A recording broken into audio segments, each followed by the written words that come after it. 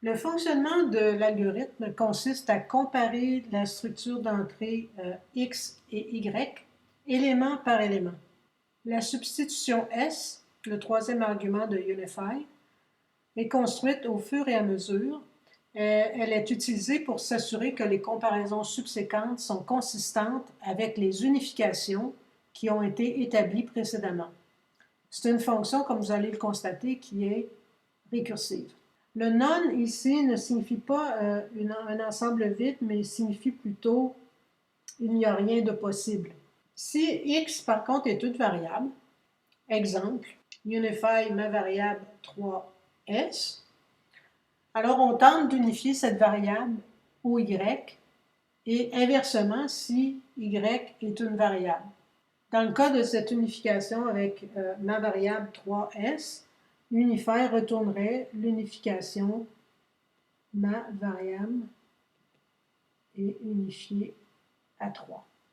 Si x et y sont des expressions composées, par exemple m, z, je, m, w, h, le hop prendra la valeur du prédicat m, donc hop ici, ce sera m dans les deux cas, et arg contiendra la liste des arguments, donc le x arg ici, y arg contiendront les deux listes que vous avez ici, wh dans un cas et z, je dans l'autre cas.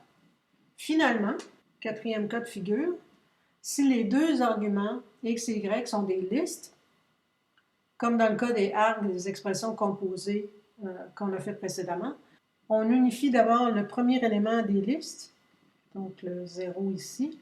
Donc on essaierait dans ce cas-ci d'unifier, donc on aurait deux listes, Z, je, qui est Jean en fait, et W, H. Donc le premier élément ici, ce serait Z avec W, ce qui c'est très facile à unifier, puisqu'il suffirait de modifier le nom de la variable ici pour pouvoir être unifié de ce côté.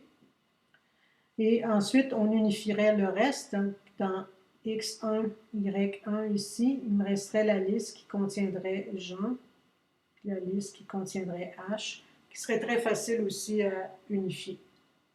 Donc, en ce qui concerne l'unification justement des variables, telles que ce H ici, ou le W ou le Z, on a une fonction qui retourne une substitution possible si c'est effectivement le cas.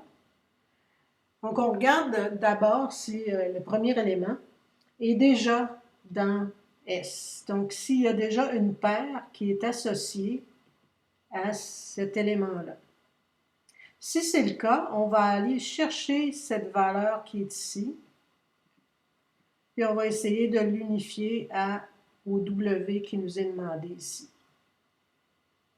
Par contre, si c'est plutôt W qui est déjà dans S, on va faire donc l'inverse.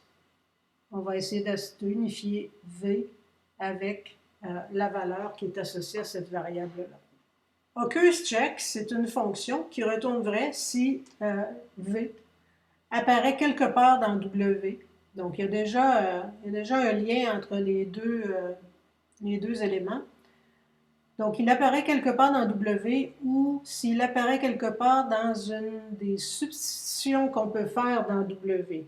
Donc, si par exemple, V peut apparaître dans cette chose-là ici, ou il peut apparaître dans, si mettons, on a substitué les éléments qui étaient dans W, on les a substitués par ce que nous donne S comme paire de substitution.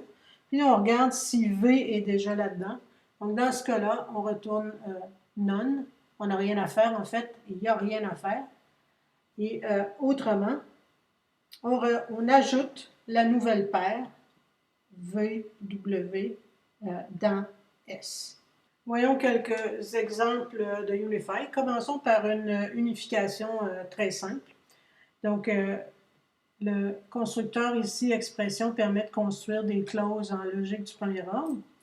Donc, on a une variable, puisqu'elle est en minuscule, qu'on essaie d'unifier à une constante qui est 3, et on nous retourne donc la substitution auquel on s'attendait. Donc, x va être lié, donc unifié à la valeur 3. Le second appel, est une unification d'une variable dans une expression composée. Donc, on voit que le x ici a bien été lié au b qui est ici. Celle-ci montre la résolution de deux longues expressions composées. Donc, la seule façon de pouvoir résoudre ça, c'était bien d'associer x à Bella et d'associer y à Dobby. Dans le quatrième cas, il n'y a pas de possibilité, puisque il n'y a aucune façon d'unifier, déjà en partant, les opérateurs eux-mêmes, donc cat et dog, ne peuvent pas être liés ensemble, donc impossibilité ici. Même chose ici pour la cinquième.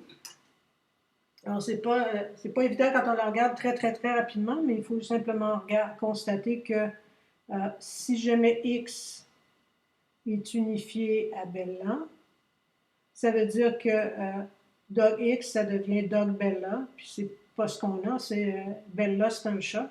Et inversement, si x est plutôt lié à Dobby, ça devient dog Dobby, ce qui est correct, mais ça devient aussi cat Dobby qui ne fonctionne pas avec cat Bella. Finalement, pour la sixième, on voit que les substitutions peuvent faire intervenir des changements de variables, comme vous le constatez ici. Donc, le H ici correspond à Jean. Le Z ici correspond au W. Donc ici, tout ce qu'on peut dire au final, avec ces deux expressions, c'est qu'il y a quelqu'un qui aime Jean. Et donc, ce W ou ce Z, ça va être exactement la même personne.